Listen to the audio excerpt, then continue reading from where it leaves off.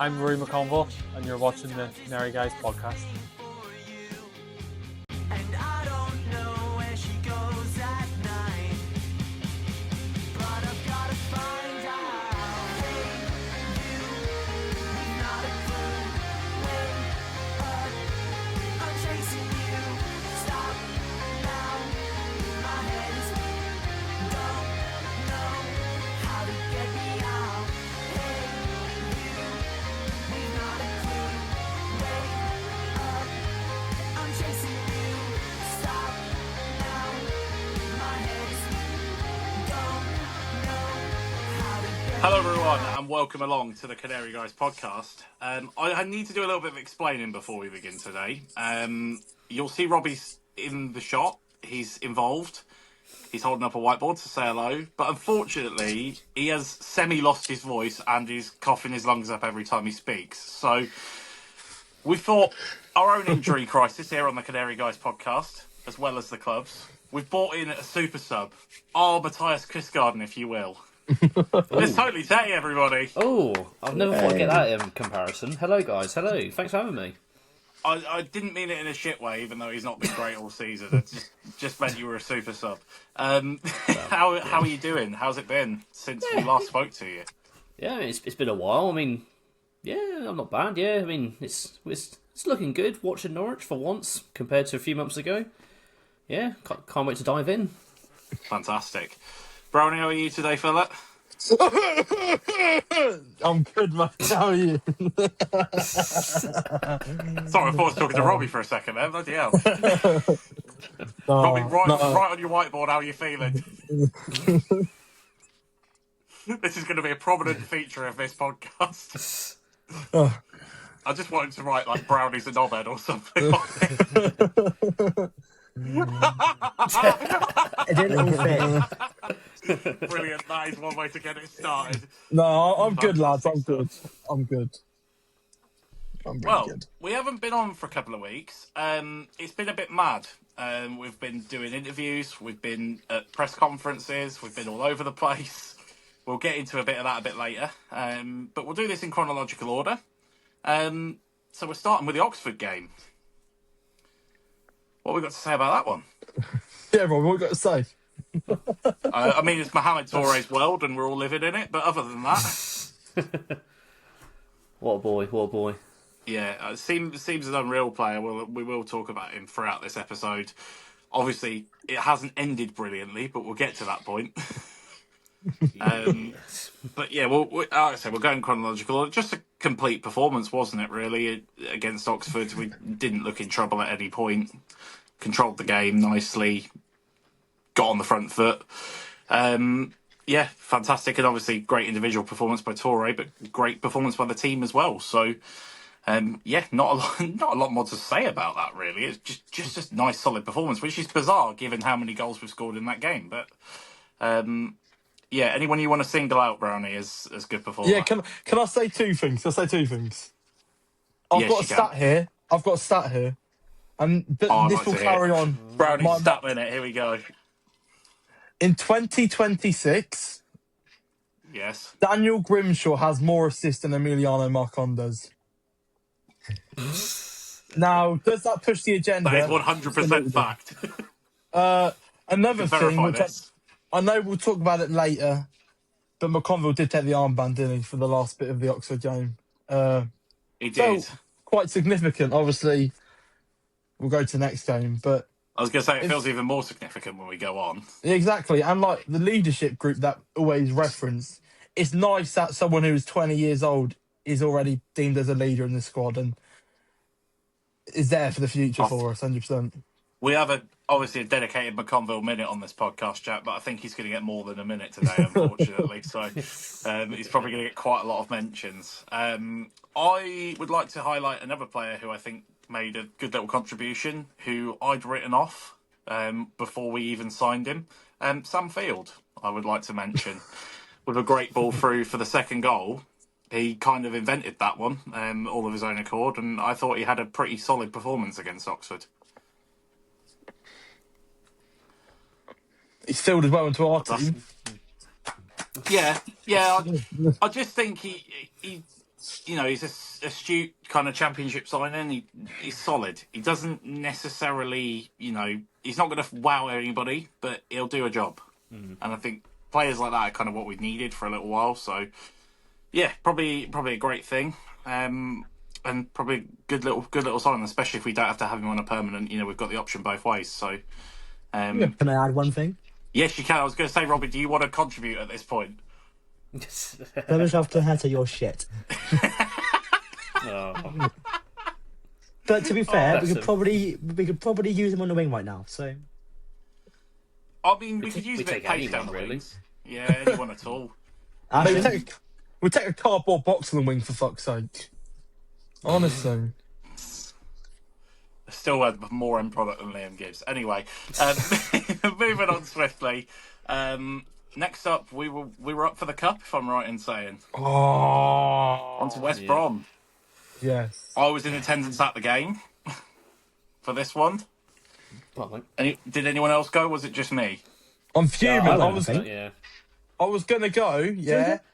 And There you then me and the missus had a change of plans, 'cause obviously it was on Valentine's Day and the game's gone. Game's more than gone. Yeah, well, you see, your missus is just uncommitted, mate, because I took mine with me. I literally said to her, I said, "Do you want to go see Paris?" And she was like, "Yeah." I was like, "Yeah, Paris." Paris she looks got the wrong lovely this Paris. time of year, to be fair. Oh, Paris Paris looks looks lovely this amazing time all of year. year round. He does. Yeah. What a Yeah, ball. I mean, that's one player we can talk about straight away. I mean, for me, looked head and shoulders above anyone else on the pitch in the first half. It's like Yeah. if Ronaldinho He's had a baby with. He's quite tall. Because he's quite a tall lad, isn't he? Peter Crouch. Look, he's not that tall. He is quite it's like, tall. It's like it's like Ronaldinho having a baby with Jakov Medic. Yeah, is that a fair comparison? I don't know anymore. He's just really good at football, and he guess does the silky skill moves. We're running and I out of just like it. superlatives. He's just a good footballer. He's done some running. He can do a bit of dribbling. He's all I said right. it last time I was on it, Chris. He's the best football player in the world. I don't do. If but for maybe I do absolutes. He's the best football player in the world. He's just techie, and he just reminds me that he's like Samba skills, bit of street baller style. I like it. I like the way he's playing at the moment. So Get him on yeah, FIFA Street. big shout out for him. Obviously, Torre, inevitable. Couldn't be any more obvious that he was going to score. He's been fantastic since he came in, as per usual. And we'll mention him. He probably mentioned him again in the Birmingham game, even though he didn't get his goal. Just fantastic player. Anyone else you want to highlight from that West Brom game, Brownie? Yes. The little Tunisian Zidane, the silky, all of a sudden baller that I'm yes. loving. Oh. Honestly, people talk about death, taxes, and Samane Remontada. Yeah, they're free guarantees in life now. My favourite being Samane Remontada.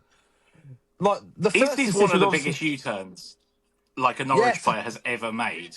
Like Yes, from and I'm being all that for far out of the fringes to straight back in. I'm all for Can it. anyone remember a better U-turn from any player? Because I'm struggling. I mean, Vrancic wasn't a big U-turn, but I remember his first season, he weren't particularly great for us. But then look at him No, that's true. when we won He's, the title first time. he's one of my favourite Norwich players of all time. I absolutely, honestly, He was underrated as fuck, to be fair. I would do anything I to have wouldn't hands down hold that. one more season of Mario. Just one more season of Mario. I don't care about How all old our is he? He depth must and be like mission. 37 now, Brownie. Fucking hell. He's got to be. No, but I mean like prime. I mean like the flashback. Like go in a time traveling machine. Like get the DeLorean from Back to the Future. Yeah. Yeah, Go yeah. back to 2019. Pick him up and bring him here, and let Clement play with him for a bit. Not in that way, but like use him to play football with. He's 36. Well, there you go. my god. I'm retired. Great age. Pick him up and let Clement play with him for a bit. It's an unbelievable choice of words. Yeah, fair enough. I do. I miss Bosnian baller. He was a good player. Yeah. Anyone that you want to highlight, boys? Jack, Robbie, anyone you particularly want to bring up for the West Brom game? Roy McGovern was captain. Yeah, I mean, yeah, we've got to talk Yeah. about it, haven't There we? you go. We've got to talk about it. Friend of the pod, as you'll see later on. Well, he always was, but yeah, just fantastic leadership. As per he does such a good job for a young lad. Really calm, really composed always. I just feel that he is sort of the future of our defence in a way. And I'm amazed no one's taken a chance on him sooner. Ashton Brownie is a prophet. He can see the vision. he was saying he was fantastic before he even played a minute. Should I predict the next one? Should I predict the next I star? was about to say, yeah. Go on, then. If you say Louis Molden, I will punch this phone. Because he's gonna do it. He's gonna say Louis Molden. No, you watch. no. He mentions Jack. If you're not familiar, if you haven't watched these all the way through, he mentions Louis Molden every podcast. No, I've actually got one. I've actually got one, and genuinely, this is an honest one now. We need a bit of pace on the wing. Yeah, transfer window is shut. Elliot Miles. That's what I'm going to say next. I think there's a player there in Elliot Miles. Bring him up from the under-21s. Get him on that right wing. Injured still. No, he literally scored the other night. I swear for the under-21s. If not, I'll go back to the Louis Molden shout. Yeah, I think he has been playing recently for the under-21s. Yeah, I think you're right. Yeah, that's probably my next thought. Elliot Miles, yeah, I see. I think absolutely love him in Football Manager. He's like my best player when I play Football Manager. But Football Manager is not always real life. But Elliot Miles is my next. Browning straight on the FM picks. Oh dear. But yeah, through to the next round of the cup. Leeds away. What are we reckoning to that draw? I'm glad it in That's under the nasty, lights. isn't it? It's nasty. It's not what you wanted. Not really, But can I? no. I was Can telling I someone say? the other day, and you can. Go on, yeah. You go. You're right. Okay. I was just going to say, I was telling someone the other day that I would have honestly rather drawn Man City than Leeds. Fair. Like I genuinely think Man City you could catch off guard and beat easier than you would, Yeah. given the way they currently are. Yeah, I just think Leeds is a horrible, shitty draw for us. Yeah.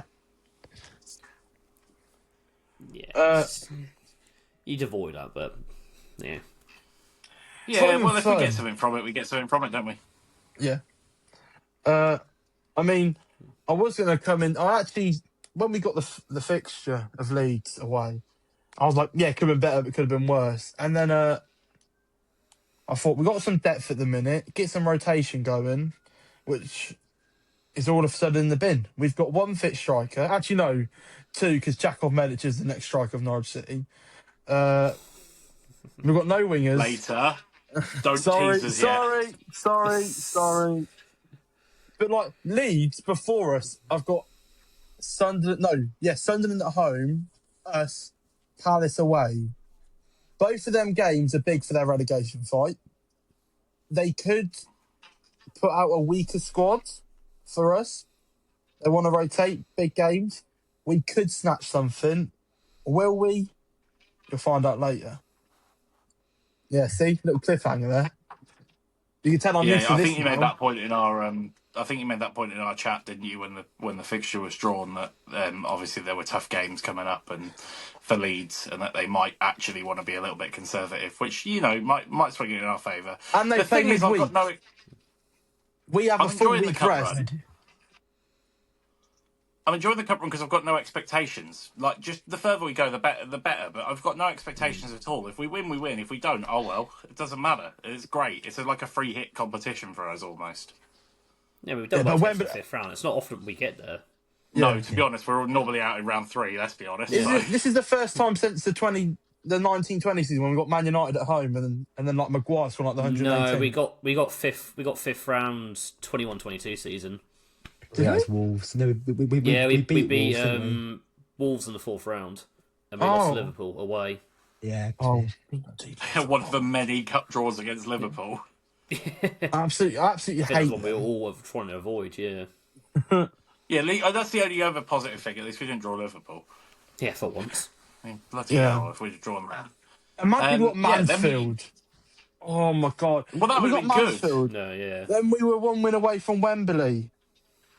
Going up, who gives a fuck? We'll win the FA Cup. Oh, it was perfect. And we get fucking Leeds when Farker's going to do a Yeah, number on us. we don't know yet. Like you say, it could be a rotation team. We could play really well. We could nick something against Leeds. Yeah, they're I not hope we unbeatable. do. No. And that's why I'm happy it's not like an Arsenal or a City or a Liverpool where it probably is done. There is a chance. I mean, it's not like we're going to get battered. I can't see a world where we get battered unless, like, Tony Springett's, like, our best player on the pitch, which is impossible. Imagine Tony Springett and Liam Gibbs on the wing leads away. Oh, no, I've said that's going to happen now. Might as well go home with that, right? So I'm just going to have to go off camera to be violently sick on this side. Yeah. Just 2 seconds. Lads, I'm sorry. I don't know why I actually said things like that. That's disgusting from you, bro. That's a yellow card, 100%. Hang on a minute.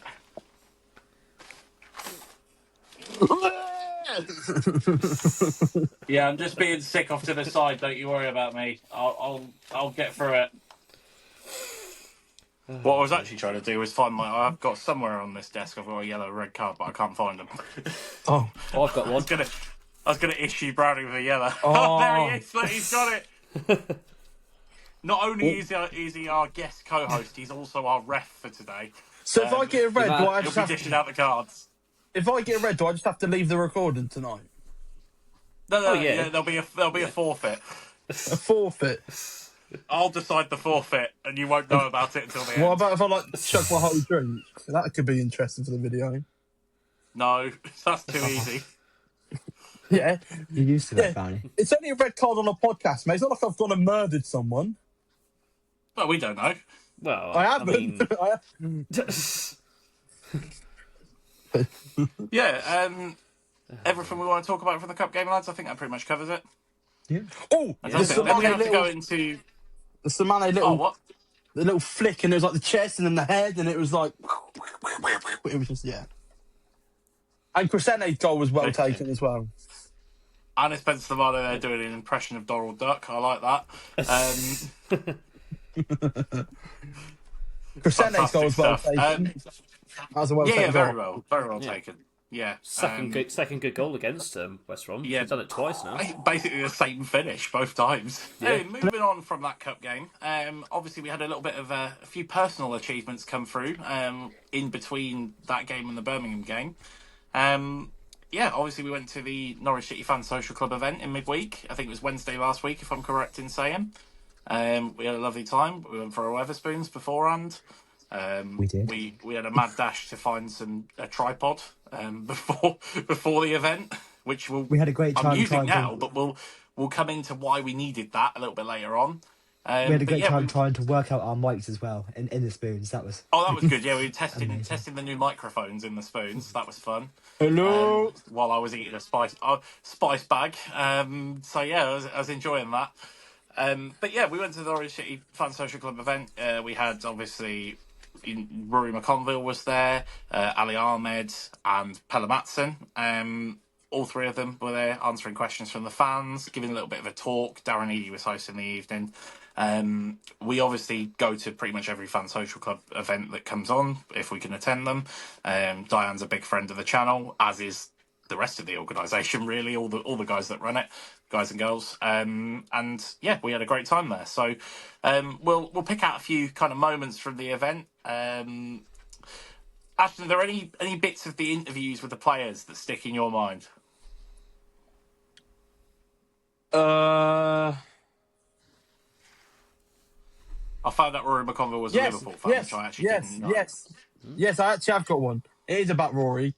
When his mic stopped working, he just went, was it fuck or shit? He said, he just went, fuck. and we I think he said, "Oh shit."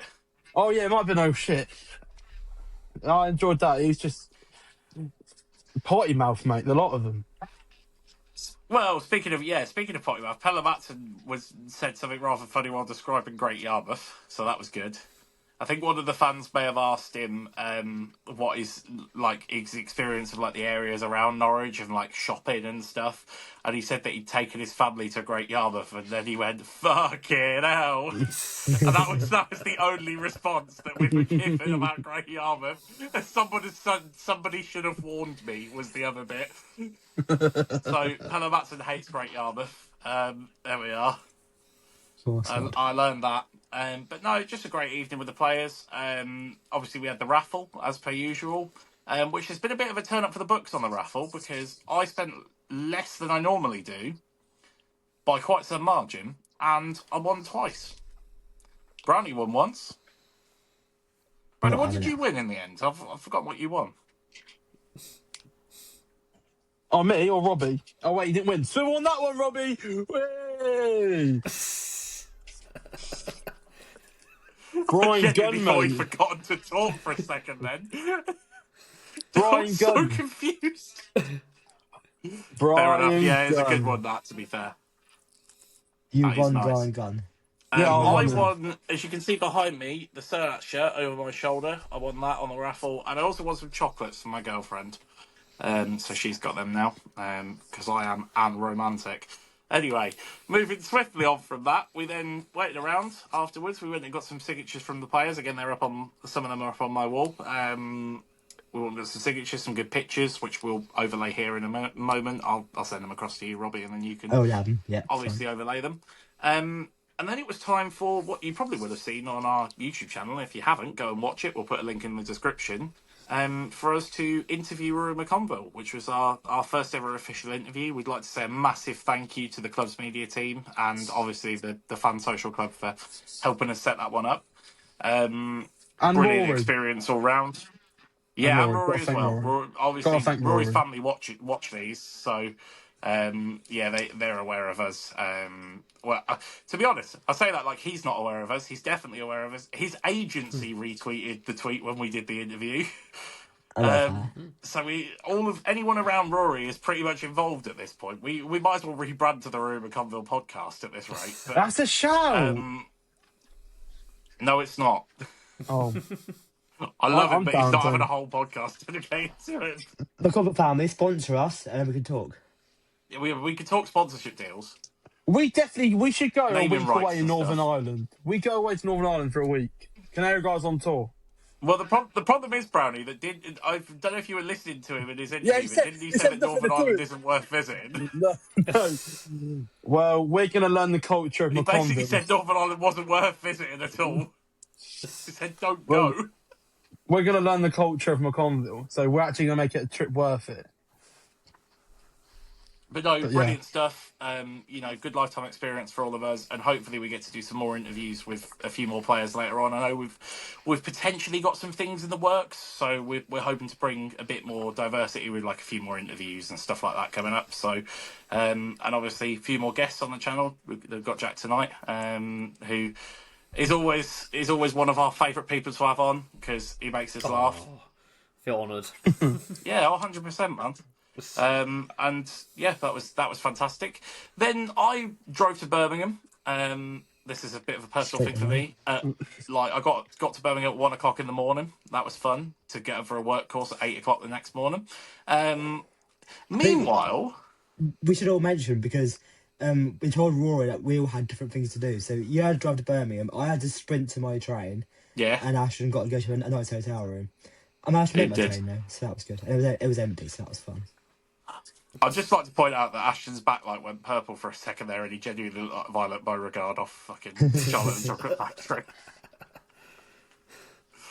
That's magnificent. Why are you so close to the camera again? He's done it again. Sorry, let me sit back. Oh dear.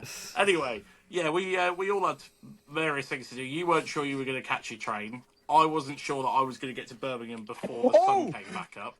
And I'll tell you what happened to me.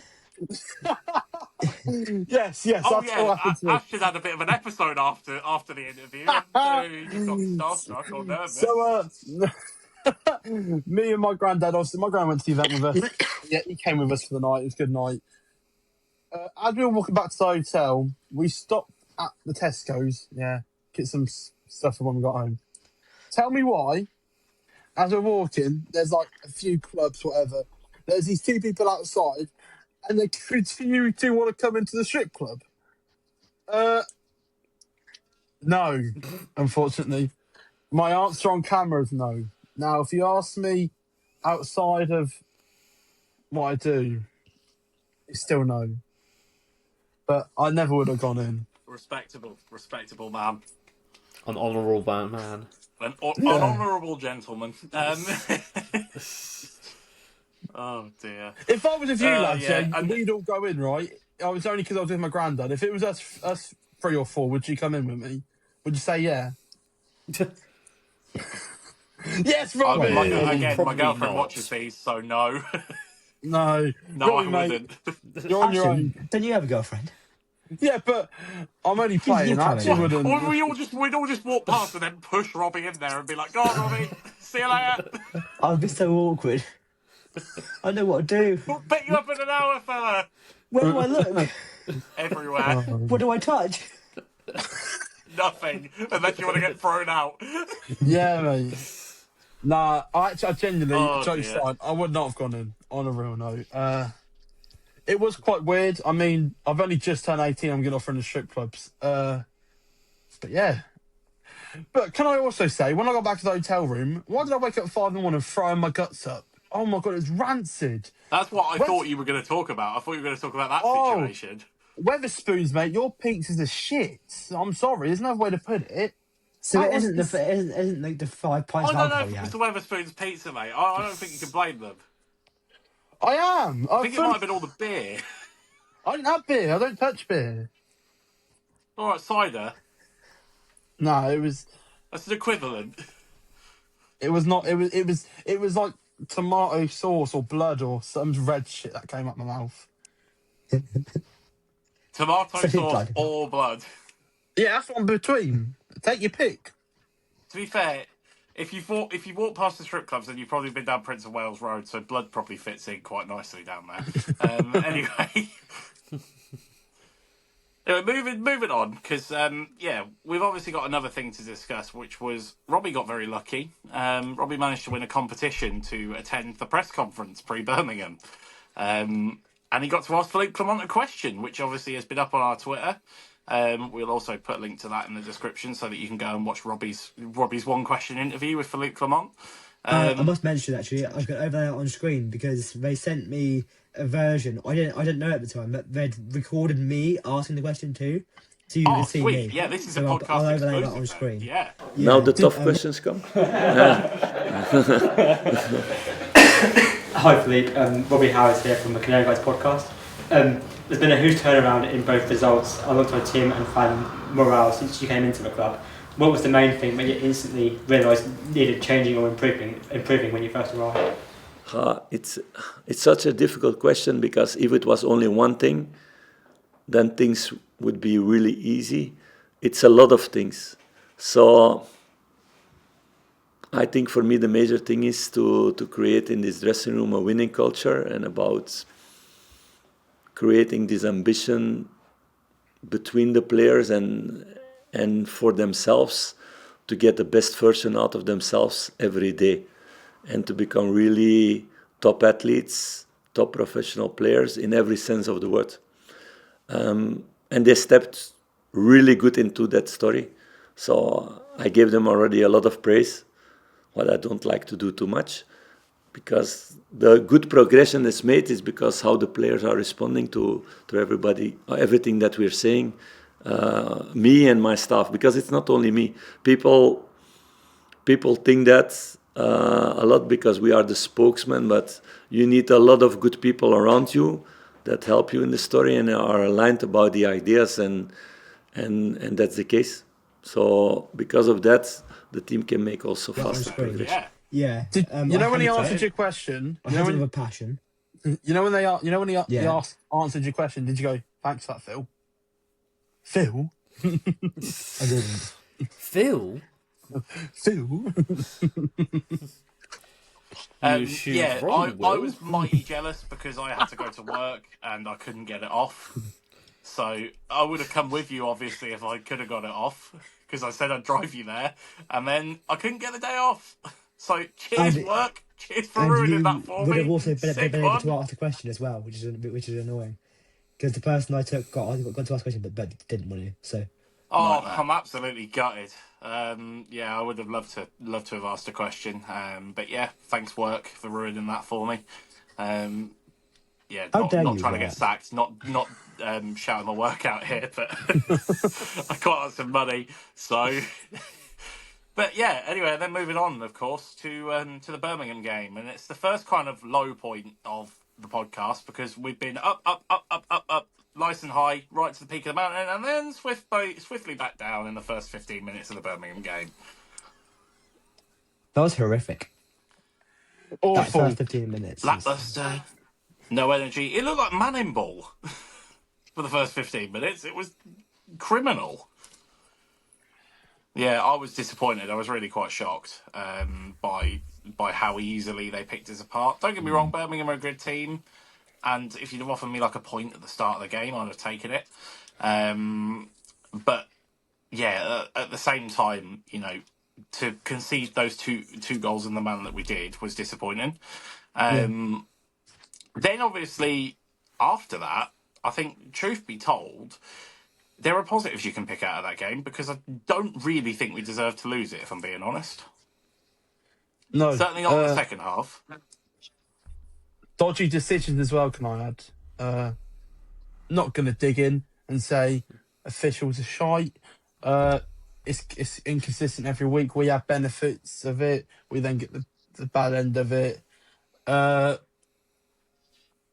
question is, do you bring VAR to the Championship? That's another conversation. It's just one of them where if we weren't so poor for the first 20 minutes, we get a point or three today. But I'm not going to blame us for the whole loss because a majority of it's our fault, but also a chunk of that fault is towards the officials, I thought.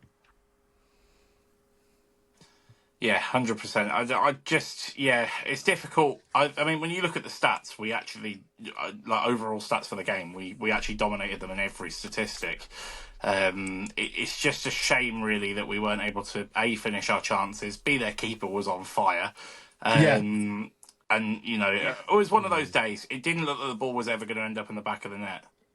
That annoys me as well, the fact that Beadle was on fire, because they played Millwall yesterday He was and terrible. lost 3-0, and he got a 5.3 rating. Yeah. Yeah, he conceded and wasn't great at all, was he? So, I do think, look, there was a bit of a meltdown within the Twitter community after that game, and, well, that's the playoffs gone. I mean, I think if you're that reactionary and you react off one game, that's a big problem, because, let's be honest, the playoffs were a long shot anyway. Of They're course still they not were. out of the question, actually. I think it's one 12 game is points not gonna away affect from that. sixth now, yeah. Yeah, one game is not going to affect that heavily at all. Other teams will lose games this season. You cannot win every game unless you are dominant in this league. We've said next it time season. and time again on this podcast. Yeah, we said it time and time again on this podcast. I don't think there's one good, outstanding team in this league this season. I think everyone can beat everyone. And that's been proven on numerous occasions when relegation teams are beating promotion runaways and vice versa.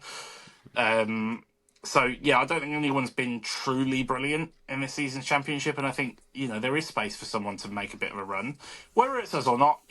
I think we need to look at this season as the playoffs are a bonus. If we get them, fantastic. But staying up is just brilliant in itself, because you look at us a few months ago, we were in dire straits. We were in real trouble. Yeah. Yeah, so, yeah, I would say, to be honest, I don't understand the reaction that we gave. I do want to say that I think, and we'll get onto this with the Wednesday game as well, that the Liam Gibbs at right-wing experiment needs to end. Because, look, I don't want to keep slagging him off, and I don't actually think he's a terrible player. I just don't think he's up to the standard that we need, and certainly not on the right wing when he's a central midfielder. No, he's had moments where he's been a decent player, but that's definitely not when he's been playing out wide. No, he's He's actually, I've seen him play in central midfield, though it's very rare that he does these days. But when he has Yeah. played there, he's looked okay. Like, Yeah. he's looked a much more competent player in Yeah. the position. You know, who knows it? If you play players in their position, they actually play all right. But it's No one of those, way. apart from Tony Springer, but we'll get onto that.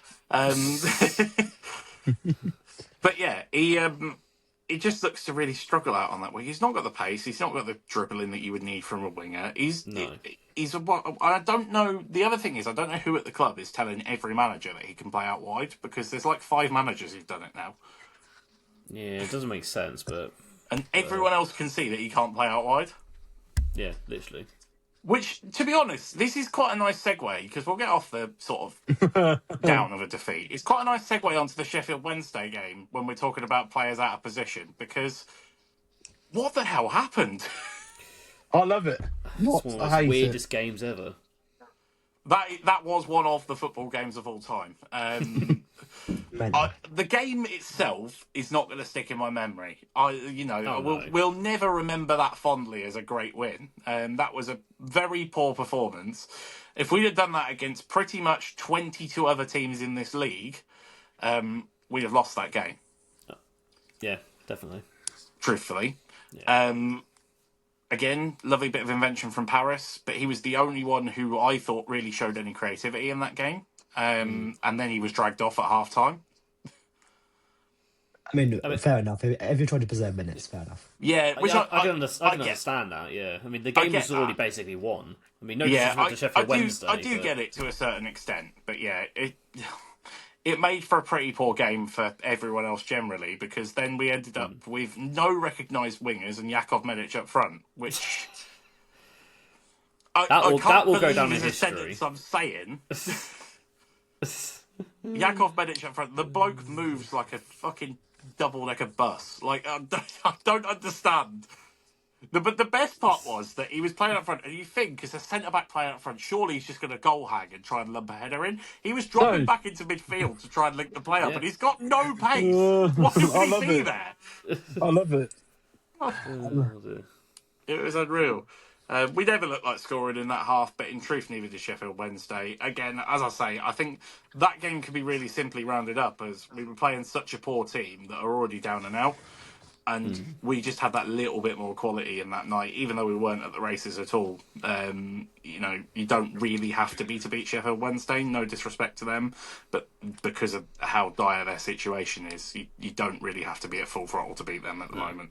Just a sad reality for them, unfortunately. But yeah, it's a shame, because I feel for Sheffield Wednesday fans significantly. They've had their club torn apart.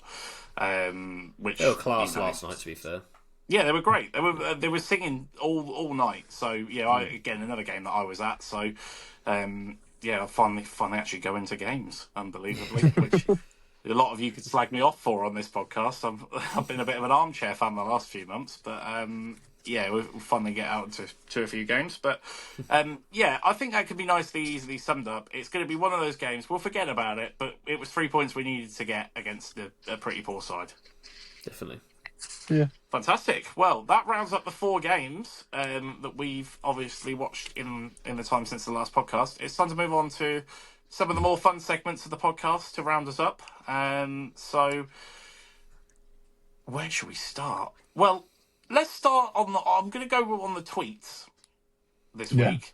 Because, I say this week, these 2 weeks, because it's been 2 weeks since we've done a podcast. So, tweet of the week is not going to be a tweet of the week competition. It's just going to be the best tweets since we've been away. And Ashton Brownie has got a few lined up, but I'd like to give a personal award out here. Yeah. Because obviously, as we well know, two of those tweets have been made by someone in this call. I wonder who. So we'd like to give a special TotallyTettey award, because this is Norwich is back. And he's done 2 fantastic little bits involving Mo Torre. You can go and watch him on his Twitter or on his TikTok. I know they're on there. They are absolutely fantastic. They make us laugh every time we see them. So, little shout out to him. Big award. And they are 2 of the best tweets we've seen since we've been away. They're really good. Oh, I'm glad everyone likes them. That's the main thing. They're fantastic. Yeah, you've got the culture from the old days, haven't you? Everyone coming back. Yeah. I mean, I'm surprised I'm still going ahead, but I mean, it's been a while. I was due a comeback, and I mean, I started editing the Tory one against Oxford whilst the game was still playing because the second half was that boring. As soon as he got subbed off, I was like, right, let's start downloading the goals and just get on with it. I don't blame you. I don't blame you at all. But there you I go. like that a lot. Fantastic. Yeah. Brownie, you've got a few tweets from the wider Norwich City community, I Yes, believe. I've got two here. We got one from Jay. Jay gets mentioned a lot, actually, especially now that he's gone to the old Sergeant picture and the purple top to now Makama's face. I'm all for that. He put a picture of someone whispering in someone's ear saying, secondly and Gibbs start on the wingers, hit the Norwich City lineup. Controversial to where it originates from. Brilliant, does the job, fantastic. Now, the second Yeah, we one. won't mention that. Well, even if we were getting monetised, we'd definitely get demonetised if we mentioned that event. Second one, now, this one is favouritised because it does mention me in it, and I just got to favouritize. This comes from Big Phil Fanatic. Not fantastic, which is what I accidentally called him the other day, but his tweet is fantastic in all fairness to him. It is the picture of the Michael Jordan meme saying I used to pray for times like this, and the caption, Brownie and McConville met again, mate. I just think that's so... It's just short, snappy, funny tweets that are relatable that just hit me every time, I think. You do the Fair basics enough. right, you get the likes, I say. Now, I think, Robbie, have you got enough voice for some form of sausage roll? I don't think it's a review because I'm not sure you've had one, but I It's think a rant. what we're going to turn this into is a sausage roll rant. Sausage roll head loss. If I lose my voice, so be it. He's been saving himself up. This is why he hasn't spoken for the rest of the podcast because he just wants to do this 5 minutes and I shouting am about sausage roll. pissed off. I am extremely angry. I am talking through pain just to say this. Higler's Pantry obviously having issues. I'm guessing they're now properly going under because they're now no Friends of longer the sausage roll. podcast, so yeah, sad to see that. Yeah, they are no longer a sausage roll supplier of Norwich City. I have not been to a game since I've changed them. So I am merely talking about this from comments and pictures that I've seen. The new sausage rolls look horrendous. They taste like greasy chip shop sausages. I'm not having it. And I saw a picture. Thanks to Rio for the picture. Yeah, shout And out it Rio. looked exactly like the sausage roll that hospitalised me in Scarborough for 2 weeks. So, frankly, I'm going to be going to Greg's now. So fuck you, Carrow Road. Okay. We had something so good. We had something so good with the meaty, thick, succulent sausage rolls, and they're all gone. And I'm absolutely devastated. And I think I might rethink being a Norwich fan now because that's too much. It's too far. So Brilliant, well Robin. said. Don't have a sausage Well roll, mate. said. Just have a willy. Have a willy instead. A willy pie. That is for Willy pie. context. Do love a willy pie, to be fair. Brilliant. Have a willy, Robin. Have a willy. What's your opinion on the old willy pies, Jack? While we I do like them. I actually like all three, to be fair. They're all good pies, yeah. to be fair. I mean, I've quite enjoyed them. The chicken one's the best one, but you can't go wrong with the beef minced cheddar one, and even the I like that one. The That's my potato favourite. curry, the potato curry one. Actually, that's not too bad, to be fair. Yeah, fair enough. Great willies. We've got some Brownie, great have you willies got at any- Norwich. We have We've indeed. got some amazing willies. It's fantastic. Anyway, moving on. I don't know what we've got left other than team lineups. McConville minute Twitter questions. Oh, come on. We can't forget about that this week, can we? No. Dear Lord. we can all get involved this week. We can. Yeah, well, we're I've just going to have like a McConville praise section. And Yeah, I've sounds had the good. pleasure of speaking to Rory McConville. So I can say, brilliant to interview. Given the fact it was my first interview and I was shitting bricks, to be totally honest, and upfront on this podcast, he did a brilliant job of kind of like helping me through it without like guiding me in a way. He's clearly very well media trained. I will say that for a young lad, he's very, very good on the media side, clear speaking and everything. So, and he's good to chat to outside the interview as well. So, big praise for him off the pitch. Obviously, we're always praising him on the pitch because he's been nothing but consistent since he came into the team. And that's what I have to say about the matter. So, brilliant to meet you, Rory. Great to interview you, and hopefully we get to do it again. Yeah. Love it. I'll go next before Brownie gets his full time with McConville. But just what a lad. And my favourite part of the interview was him forgetting that he had the mic on at the end and then running away with it. Yeah, there was that. He tried to steal our microphone. He did. He did. But always remember that. Good, Rory. Yeah. I mean, That's before right. I go first, I've got to be nice to the guests. Jack, you got anything to say about McConville? About I was going to say, you can address him directly, Jack. No, He no, probably watches. I'll just echo what you guys are saying. Yeah, he's a great lad. It's great to see how well he's improved since he joined us last season. And it's great to see you guys get the opportunity to interview him. Just obviously grows how much you've come far with your channel this year. Yes, man. Oh, thank you, mate. Thank you. Much appreciated. Thank you. And obviously, Brownie, it's your time to shine, mate. Yeah. I mean, like what you say every week, McConville, great lad, doing great things on and off the pitch, especially for this podcast and for Norwich City Football Club. But this week, I'm going to highlight a different members of the McConville family. I mean, Rory's brother, who Rory said at the event, is basically now a Norwich fan. Converted him from Liverpool to Norwich. We've done some people some favours. We've done some good this year. Another person I want to highlight is Rory's dad, who me and Robbie have had the honour of meeting. Fantastic. Now, I asked him, just wanted to ask him, obviously, his opinions of McConville being the captain for the FA Cup game. I just said, how does it feel that your son is the youngest ever Norwich City captain to captain the side, and the second youngest to do it in the FA Cup, and even the fact that he's done it with a win, which is the most important part, some would argue. His response, honestly, so proud of him. An honour for him and an honour for such a massive club. I think the fact he's only 20 shows how Phil rates him, but to break the record is amazing, and he deserves everything he gets. And just as a little closing statement from me regarding the McConville family, just a massive thank you. I mean,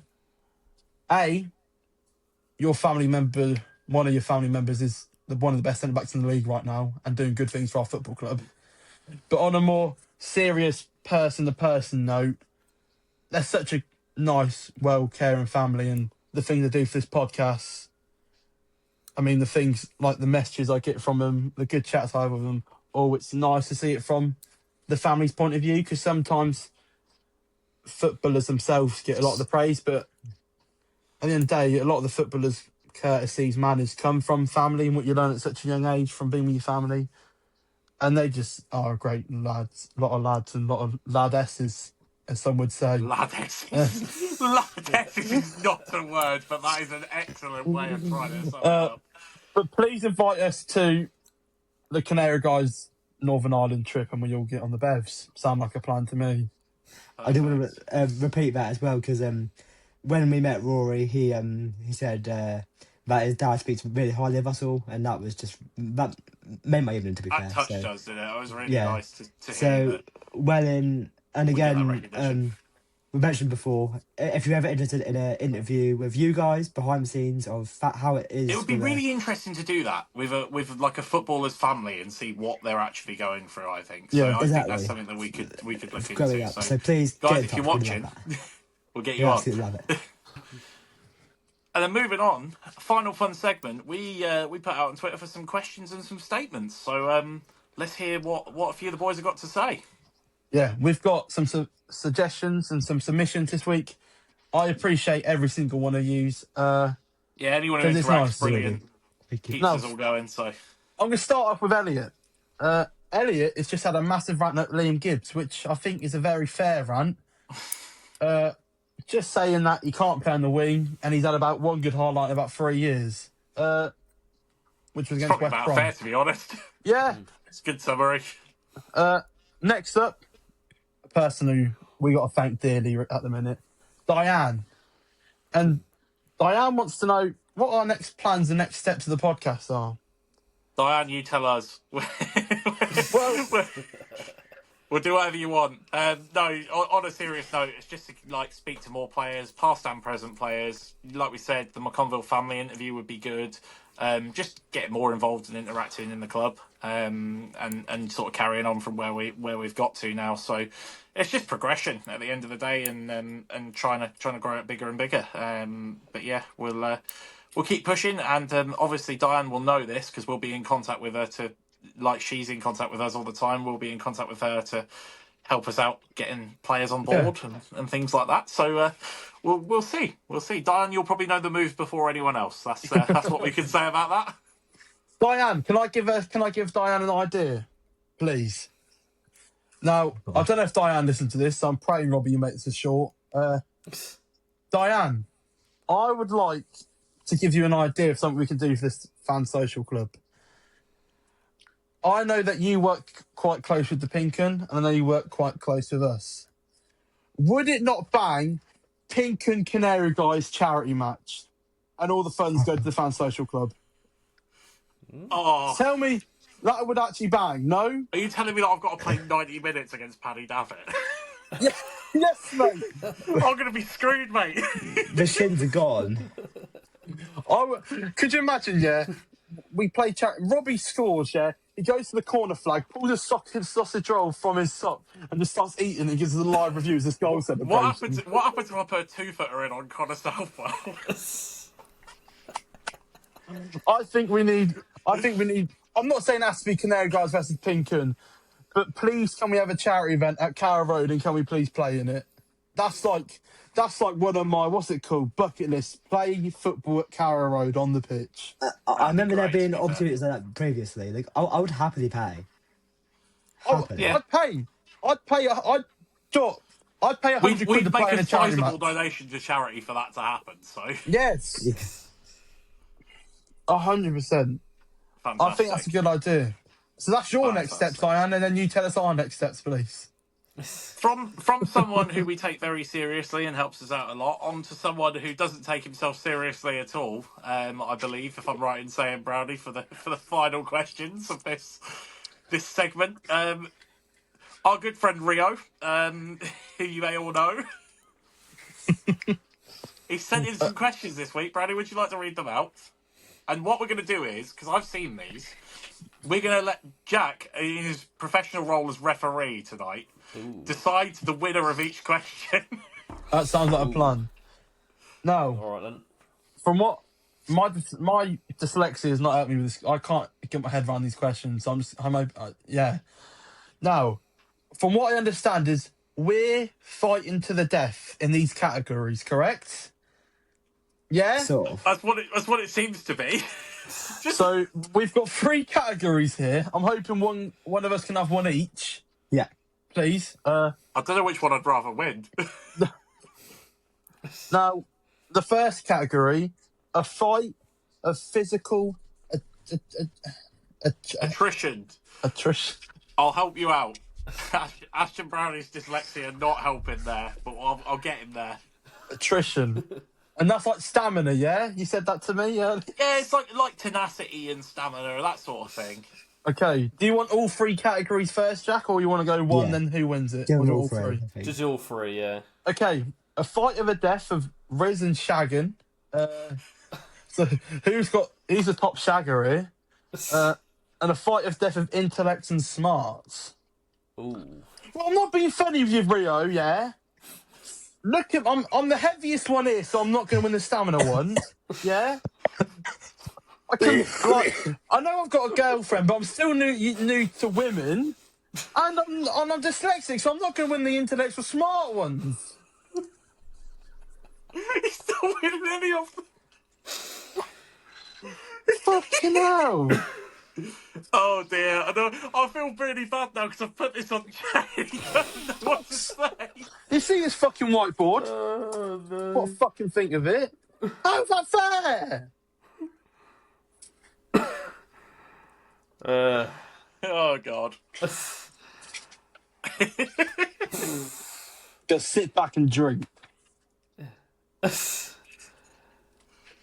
a high pressure moment. This. Where do I start?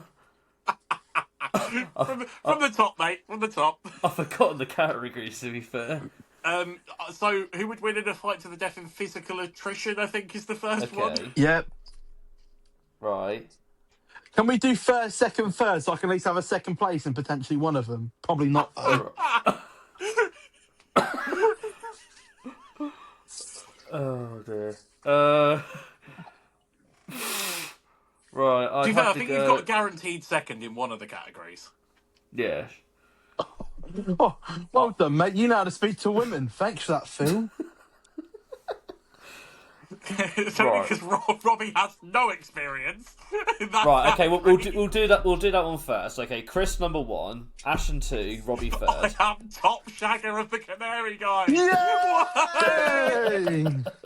Well done. You've been somebody can't speak to women than an 18-year-old.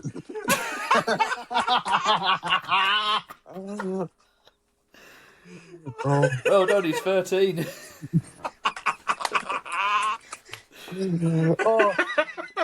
Have you seen the clip of him on the podcast? I was so brave to throw that apple, you know. Oh God! Right. Anyway, that's that one done. That's good. Okay. I don't mind losing any of the rest of them now. I'm fine with it. The physical attraction, whatever you fucking call it. I'd say Robbie first, Chris second, Ashton third. We take it. And what was the last one? And I think it was like intelligence. Intellect. Yeah. Intellect and smarts. Right. Okay. So basically, who looks the thickest out of all three of us? All right. Chris first, Robbie second, Brownie third. Yeah. Oh. Oh, that is a fantastic way to end the questions segment. I haven't laughed like that in quite a while. Thanks for those questions, Rio. They're fantastic. Yeah, anyway, we can now move on. We can move on now to the preview for the Leicester game, which we need to come down and be a bit serious, although knowing Brownie, he's probably going to predict 7-0. Sorry, That's normally what he Robbie does. 7-2 in the cup. 7-2. He did, and yeah, Robbie did do 7-2 in the cup against West And as Brom, well, which was by the way, outrageous. who said 3-0 win versus Oxford? Me! So actually, fuck Rio with a smart question. I am first in my own head, okay? I'm first. Ashton Brownie is the captain now. Yellow card for losing your head. That's his second yellow! Send him off! Second yellow. Send him off! Send the dirty kids off! Oh, flipping hell, man. We're nearly there. We're nearly there. We are nearly there. We've nearly made it through this podcast. For those of you who are now watching the edited version of this, you won't realise how much we've had to cut out. It's a lot, I'll tell you that now. I'll mention we are an hour 15 minutes into raw recording, so Yeah, so if you're Compare that to watching where you this, are you know roughly how much time we've cut out. an hour. It's a 15-minute podcast. Oh. Anyway, Leicester. Yeah. It's a town. I'm going. It's not, it's a city. I'm going. You're going. Says To be Brownie. fair, Leicester would be a good away day to do. If I didn't have plans to do other things, I probably would come. But Yeah. yeah, I'm there. It's a nice ground. I've done it once, and that was when Ujola scored in the 90th minute, 2016. Oh god, was a bit- nasty game, Yeah. And this one, nasty game. McConville's going to score. You heard her. Have you not said that every week? I'm pretty sure he's just going to say it until it happens. Yeah. At the end of the day, yeah, you're going to fail, you're going to fail, you're going to fail, you're going to pass. And this is the time I pass. Splendid. Right. Are we going to do full team lineup predictions, or do you reckon we just go scores? I think we should just do some scores. Someone who isn't injured, someone who isn't injured, someone who's got I both was going to say, legs. because I think the team lineup is so impossible to predict currently, because I think everyone is injured. Yeah. Basically, yeah. Which actually, hang on a minute. Hang on a fucking second. We've not discussed injuries, have we? No, please yeah, don't. let's not get into that. No. Basically, everyone's crocked, including Motore. That is, you heard it here first. We're all upset, and we've got no strikers and no wingers. We Enjoy literally yourselves. had the Australian Drogba, yeah, and his groin's, was it his groin he's done in? Yeah, something like his groin. Yeah. Yeah, he'd come first at the Risen Shagging when he did Dirty Dog. I don't think that's why he's injured. I mean, you never know. Oh yeah, Well, he it's gets some possible. spare time's up to him. Exactly. Felt a bit tight. I promote responsible, activities between our players if it's motivating them. Do you know what I mean? We do pop out a lot of babies at the minute, the players. I've noticed that. With the players themselves or their partners? Both. Yeah. Score predictions against Leicester, then, lads. Well, I think you got to let the guests go first. I think that's fair. Yeah. Jack, we'll let you go first, mate. It's although they're now below us, it's tough. Like they've got a decent squad, and our squad is riddled with injuries. I'll happily take a 1-1. Am I right thinking that they've got no Jordan James? Am I right in that thinking they've got no Jordan James for this game? I don't think they have. I don't think he's back till after the game or even later. No, I don't know. He's a threat. And I'm pretty sure Fatawi was not in the squad last game they played.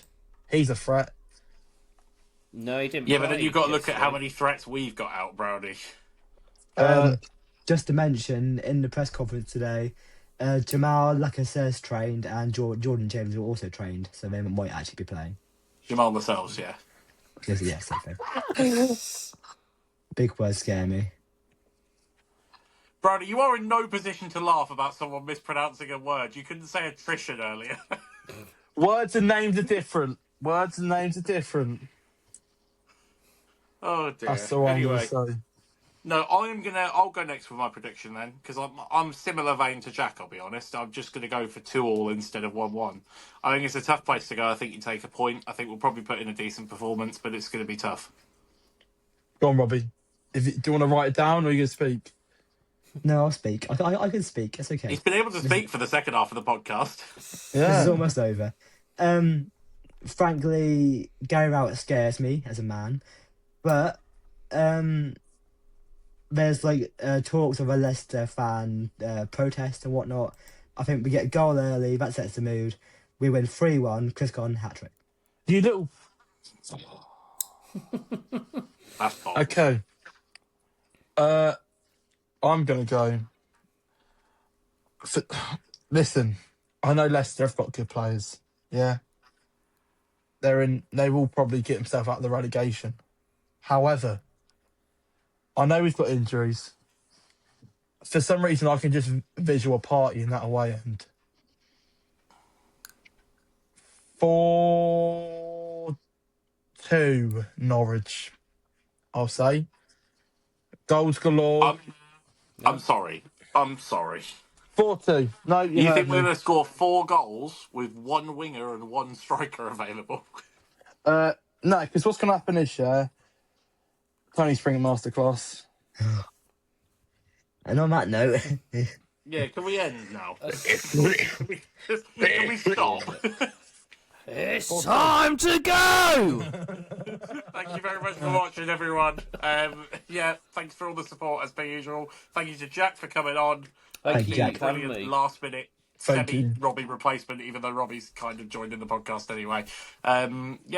Fantastic stuff. And we'll see you all again after we've thumped Leicester and Tony Springett scored a hat-trick, apparently. Yes, Goodbye. now. bye.